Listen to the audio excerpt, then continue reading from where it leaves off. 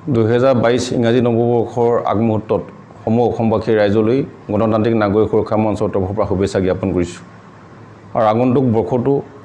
অসমৰ বাবে সম্প্ৰীতি আৰু কৰ্ম সংস্কৃতিৰ বৰ্ষ হওক তাৰ কামনা কৰিছোঁ। আৰু আমি দেখিবলৈ পালোঁ যে অসমৰ জাতীয় জীৱনৰ প্ৰতি ভাবুকিস্বৰূপ বিভিন্ন যি জ্বলন্ত সমস্যা আছে, এই জ্বলন্ত সমস্যাসমূহৰ বিশেষকৈ আমাৰ খিলঞ্জীয়া ৰাইজৰ প্ৰতি ভাবুকিস্বৰূপ নাগৰিকত্ব সংশোধনী বিধেয়কক লৈ যি আন্দোলন, কৰোনা মহামাৰী, বানপানী, গৰাখহনীয়া সমস্যাকে আদি কৰি যিবিলাক জ্বলন্ত সমস্যা যোৱা বৰ্ষটোত আমাক ক্ৰিয়া কৰিলে,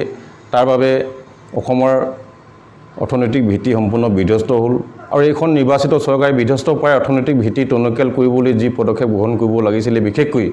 অসমৰ খেতিয়ক ৰাইজক, অসমৰ নিবনুৱা যুৱক যুৱতীসকলক দক্ষতা বিকাশৰ জৰিয়তে কৰ্মসংস্থাপনৰ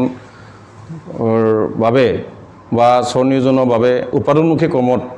নিয়োজিত কৰিবলৈ যি আঁচনি প্ৰস্তুত কৰি ইয়াক বাস্তৱ কাৰ্যকৰী কৰিবলৈ যি পদক্ষেপ গ্ৰহণ কৰিব লাগিছিলে, সেইটো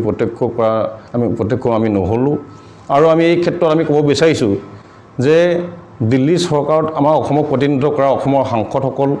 অসমৰ কেন্দ্ৰীয় মন্ত্ৰীসকলে কেন্দ্ৰীয় চৰকাৰক সবল ভূমিকা গ্ৰহণ কৰি অসমৰ জাতীয় জীৱনৰ প্ৰতি ভাবুকিস্বৰূপ অসমৰ জ্বলন্ত সমস্যা, বানপানী, গৰাখহনীয়া সমস্যা, নিবনুৱা সমস্যা, সীমা সমস্যাকে আদি কৰি যি জ্বলন্ত সমস্যা অব্যাহত আছে, এই অব্যাহত থকা সমস্যাসমূহ সমাধানৰ কাৰণে কেন্দ্ৰীয় চৰকাৰৰ পৰা যি আঁচনি ইয়ালৈ আনিব লাগে, সেই ক্ষেত্ৰত সবলভাৱে পদক্ষেপ গ্ৰহণ কৰা আমি নেদেখিলোঁ। আৰু সেইকাৰণে আগন্তুক বৰ্ষটোত অসম চৰকাৰ আৰু কেন্দ্ৰীয় চৰকাৰক, উভয় চৰকাৰে আমি আহ্বান জনাইছোঁ। আৰু বিশেষকৈ অসমৰ সাংসদসকল, কেন্দ্ৰীয় মন্ত্ৰীসকলক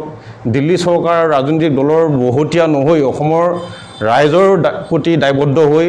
অসমৰ সৰ্বাংগীন বিকাশ, উন্নয়ন আৰু খিলঞ্জীয়া ৰাইজৰ সুৰক্ষিত স্বাৰ্থৰ প্ৰতি কাম কৰিবলৈ আমি আহ্বান জনাইছোঁ। আৰু সদৌ একত গণতান্ত্ৰিক নাগৰিক সুৰক্ষা মঞ্চৰ তৰফৰ পৰা পুনৰ অসমবাসী ৰাইজলৈ, সকলো জাতি জনগোষ্ঠী সম্প্ৰদায়ৰ সকলো শ্ৰেণীৰ ৰাইজলৈ আমি পুনৰবাৰ শুভেচ্ছা জ্ঞাপন কৰিছোঁ আৰু আন্তৰিক শ্ৰদ্ধা জ্ঞাপন কৰিছোঁ।